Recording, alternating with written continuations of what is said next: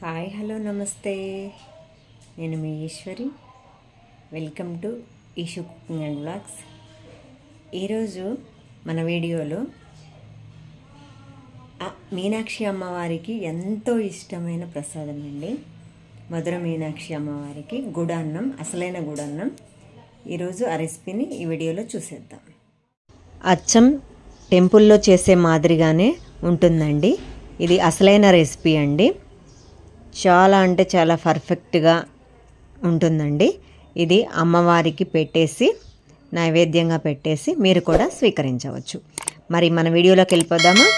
First ఒక bowl తీసేసుకొని, అమ్మవారికి ఇత్తడి దానిలోనే చేసుకుంటామండి ఎక్కువ శాతం. ఇలాంటి ఒక బౌల్ తీసేసుకొని 1 కప్పు రైస్ యాడ్ చేసేసి 2-3 టైమ్స్ వాష్ చేసేసుకొని, నీట్గా వాష్ చేసేసుకొని, ఈ విధంగా వాష్ చేసేసుకొని అవంతా వాటర్ తీసేసి, మనము ఇప్పుడు ఫ్రెష్ వాటర్ ఒక 4 కప్స్, 1 కప్పుకి 4 కప్స్ అండి. మనం ఏ కప్తో అయితే తీసుకుంటామో ఆ కప్పుతోటి తీసేసుకొని ఒక ½ an hour పక్కన పెట్టేసుకుందాం, సోక్ చేసుకుందాం. ఆ తర్వాత స్టవ్ వెలిగించి ఈ బౌల్ పెట్టేసి మనము మూత పెట్టేసి ఉడికించుకుందాం. చూడండి, ఆల్మోస్ట్ ఉడికిందండి. అన్నం మొత్తం ఎంత మెత్తగా అవ్వాలి అంటే చాలా మెత్తగా అవ్వాలండి. మనము మొత్తం ఉడికిన తర్వాత ఇలా వీడియోలో చూపిస్తున్న విధంగా మ్యాష్ చేసేసుకోండి. ఎందుకంటే బెల్లం వేసామనుకో, ఆ తర్వాత అది బెల్లం వేసిన తర్వాత పలుకు అవుతుంది అన్నం, మనము రైస్. అందుకని మన రైస్ని ఎంత ఎక్కువ ఉడికించుకుంటే అంత బాగుంటుంది ఈ రెసిపీ. ఖచ్చితంగా మొత్తం మ్యాష్ చేసేసుకోండి మంచిగా. ఎంత మెత్తగా ఉండాలంటే మన సంగటి మాదిరిగా ఉండాలండి.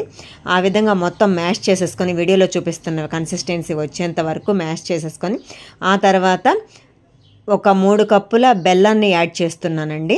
3 కప్పుల బెల్లం యాడ్ చేసేసి మొత్తం ఈవెన్గా మిక్స్ చేసేసేయండి. మిక్స్ చేసేసి మళ్ళీ ఇంకొంచెం సేపు మూత పెట్టేసి ఉడికించుకుందామండి. చాలా వరకు ఉడికిందండి మన రెసిపీ.